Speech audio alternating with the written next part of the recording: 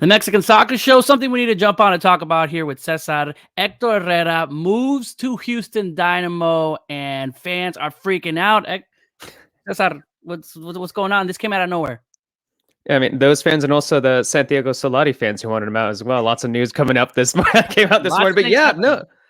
I know, right? Busy start to this Wednesday morning, but yeah, no, that's the big news. Ache goes over to Houston. Through the NA had been reporting it over the last couple of weeks about the potential rumor, whether it's going to happen. Last And we night, always hear all these. We always hear these rumors, right? yeah, right, yeah. Andrés Guardado has been linked to Atlanta every single year. I didn't really pay attention to it. We're like, hey, there might be having some talks, but I'm like, okay, has a start. It's not going to happen. But this one actually turned out to be true. I mean, Luis Omar Tapia last night was the first to confirm the deal, and then Houston made it official this morning through 2024 option for 2025. And Mexico fans are there. It's interesting because a lot of them are freaking out because they're like, oh, it's another Mexicano going over to MLS. Is this going to hurt El Tri? Blah blah blah. But I mean, I don't know how you feel, Wiso, but the way that I feel is that Ache spent almost 10 years in Spain. Ache, he's turning 32 soon. And there's got to be more young options stepping up there, challenging his spot in the national team. True, but again, a player like Ache, who we just saw him play in Champions League, is going to go to the MLS. It's going to go to MLS. So I think fans are upset because of it. We've seen Mexican players go to MLS, and then when do they get called up in the national team? Maybe Jonah is the only one in the recent, 4 or 5 years when you're seeing that. In fact, maybe it's hard, right? Because of the schedule, because of the quality of play, looks like their decline in the national team kind of goes down. And we've seen this before, Jonah going to MLS, Gio going to MLS. And I'm not saying that if they would have went to Mexico, they would have been the stars that they could have been, but fans are upset because of that. And now Ache, who just signed Champions, who's at the peak of his career, who's playing well, now signs to go to Houston, and it's kind of like, well, this is a World Cup year. Is that really going to help him? I think the question though is that it is regarding playing time, and I think that's I guess I'll put this one to you. Would you, knowing that the World Cup's be starting later on this year, would you rather have an Ache that's be playing week in and week out in Major League Soccer, but he'll be playing week in and week out for a few months ahead of the World Cup, or would you rather have an Ache that's occasionally playing with Atleti? Because let's make that note. Like, even though he had a fantastic performance recently for Atleti, I don't know, were there any guarantees that he's be option C says him going to another club in Europe and not going to MLS and staying and playing?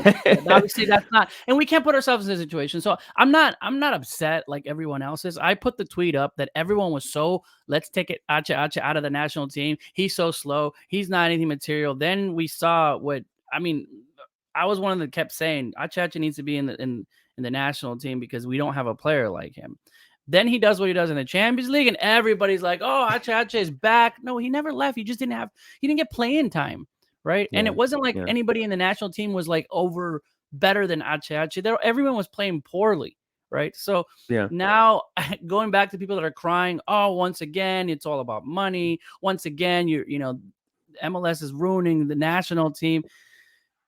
It's kind of like, what do you expect? He's gonna take the money, sure, but it's we can't fault people for doing that. And at least he's gonna have some playing time.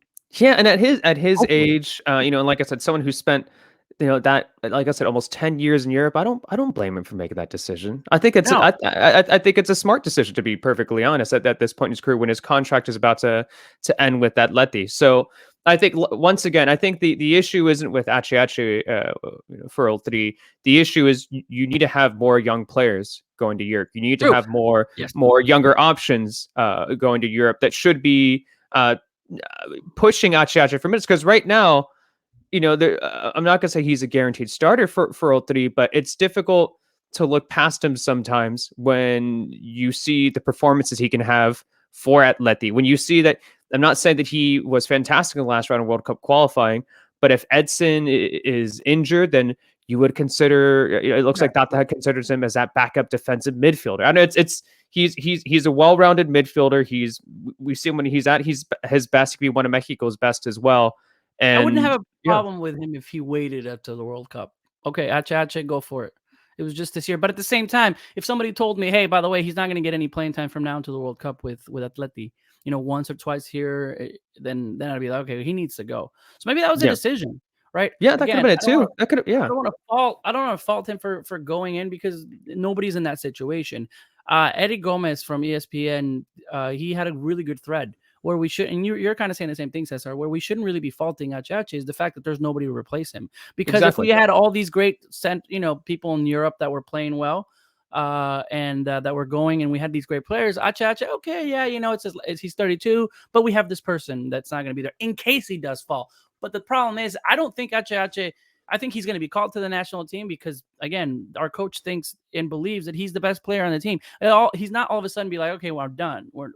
He's not going to the national team. He's going to play in the next in the next qualifiers, and then you're qualified to the national, and then you're qualified. Then you have a break, right? Then there's games going to be in the U.S., which are going to be friendlies. There's going to be the send-offs. Hopefully, if we actually do qualify. Fingers crossed. Then there's going to be games, and it's not until November. So it's going to be key from those 3 months before November, right? Yeah.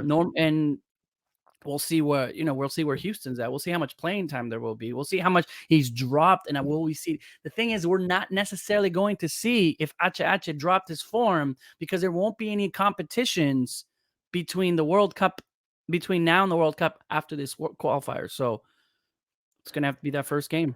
And I think that the thing that's important to remember too is that when it comes to a prominent Mexican player going to Major League Soccer, you're kind of giving them this challenge to step up to a level like a Vela. There's when you see how well back to the national team. But yeah, but come back to the national team. Jonathan, I mean, he said Giovanni, but the thing is if Vela was still wanted to come back to El Tri and everything was good right there, he would be getting minutes with El Tri, right? With the level that he's playing. So I think you put and if Chicharito, if he ends up having a very good season with the Galaxy, and let's say things are resolved in the background, I know it's different. I know those are two different unique examples, but if you have a player who's literally like one of the best players in Major League Soccer and is thriving and is just killing it week in and week out, then that still helps your situation. What I'm saying here with Achache is that the national team player is going came to the MLS and continued to do really great with their national teams and all nationalities. Like, I don't know. Didn't Luis Hernandez? Wasn't he? I'm talking Campos? I'm talking about okay. Now. I'm talking about now. Not even Mexico. Like right now in MLS, are there players that are continuing to play really well with their national teams? Oh yeah. I think. I mean, that there's a huge. I mean, that's a different podcast too, just because there's a huge amount of nationalities like in Major League Soccer. But I was gonna say is just I think now you're giving this challenge to Achache. You're saying okay, if you want to play Major League Soccer, if you want to go to the league, then you have to be one of the very best in order to maintain your starting role with El Tri. Because also, I mean, who knows what can happen over the next several months? Who knows if let's say Eric Gutierrez ends up doing very well, and it continues to do very well in PSV. He ends up getting really well. And then if he ends up getting minutes with El Tri in upcoming qualifiers and he does well, maybe there's a situation where you could have an Eric Gutierrez and also Charlie Rodriguez midfield with that's behind them. Like I said, I think you're giving Achache a challenge here, saying, yeah, it's fine. Go to Major League Soccer, get that money, but also you got to kill it. You got to be like, you got to thrive like week in, week out there. We also don't know how much Athletic was involved. Everybody kind of involved. It's kind of like, oh, he's just taking the easy way route. Or their offers, maybe, there are low offers in Europe, and now, to stay, it's kind of where MLS comes in. So, all right, Cesar, we both don't feel like this is the greatest, but it's not the end of the world. Like, we're not freaking out. People are like, okay, he's gone. This is it. We're over. We're done.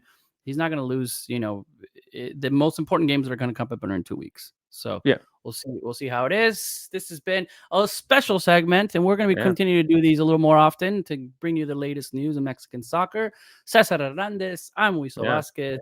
We'll see you on the next Mexican Soccer Show, usually on Mondays.